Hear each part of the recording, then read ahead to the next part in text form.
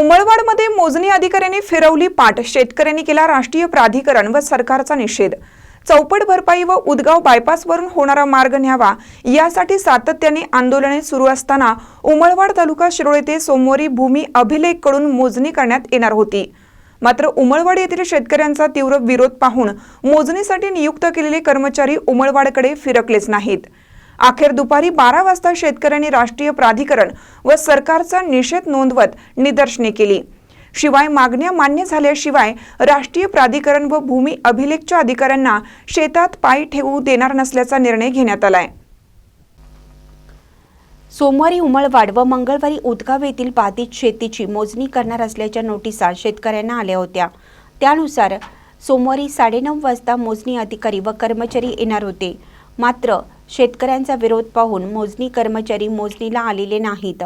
चोकाक ते उदगावपर्यंतच्या शेतकऱ्यांच्या पाठीशी मी ठामपणे उभा आहे। याबाबत माजी मुख्यमंत्री यांच्याबरोबर चर्चा झाली आहे। लवकरच चौपट भरपाई व इतर मागण्यांसाठी मुख्यमंत्री देवेंद्र फडणवीस यांच्याबरोबर बैठक घेणार आहे।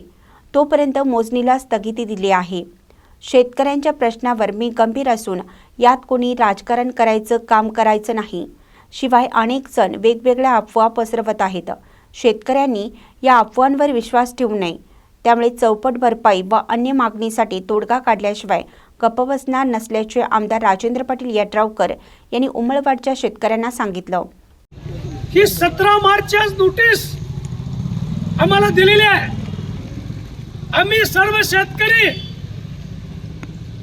आणि इतर ग्रामस्थ लोक सकाळी 9:30 वाजल्यापासून दिलेल्या नोटीसीवरील वेळेपासून आज 11:15 वाजलेले आहेत।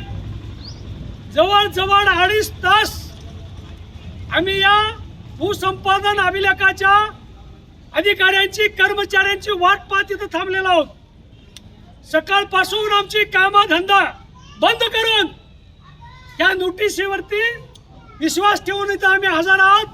अद्यापही या भूमिलेख कर्मचारी अधिकारी इथं आलेले नाही आहेत। गेली तासभर झाला आम्ही त्यांना वारंवार फोन करतोय, आम्ही या लागलोय, तिथंच थांबा, आमच्याकडे दुसरी कामं आहेत, तिथंच थांबा। अशा या नादान ज्यांना जनतेच्या दिलेल्या वेळेचं आपल्या कर्तव्याची बांधील नसणाऱ्या नादान अधिकाऱ्यांचा कर्मचाऱ्यांचा या ठिकाणी आम्ही जाहीर निषेध करतोय। त्याचबरोबर वारंवार अशा पद्धतीनं जर आमची छळवणूक करत असतील, दिलेली वेळ पाळत नसतील, तर आम्ही उद्या आमच्या पद्धतीनं आम्ही त्यांना जागा दाखवल्याशिवाय राहणार नाही आहे। शेवटी आम्ही एकच सांगतो, आम्ही आमच्या जमिनी काही केलं तर गावाचा बाजूने जो 34 फुटाचा भरावा टाकूनची जमीन महामार्ग देत आहेत। या महामार्गामुळे आमच्या गावाबरोबरच कोथळी, उमळवाड, हरिपूर, दानोळी, कवटेसर या संपूर्ण गावाला, सांगली या संपूर्ण गावाला या पाण्याचा प्रचंड धोका आहे। भविष्यात या महामार्गामुळे माझं गाव या कृतीमुळे जलसमाधीच माझ्या गावाला घ्यावे लागणार आहे। म्हणून आम्ही कोणत्याही परिस्थितीत ही भूसंपादन आम्ही जमीन करू देणार नाही असं आम्ही निर्धार व्यक्त केलेला आहे।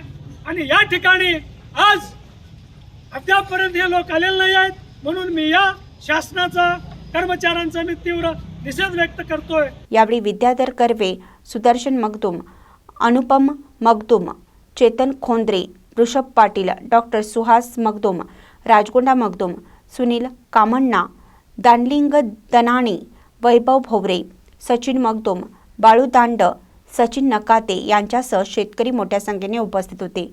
महानकरी न्यूजसाठी इजाज खान पठाण, जयसिंगपूर।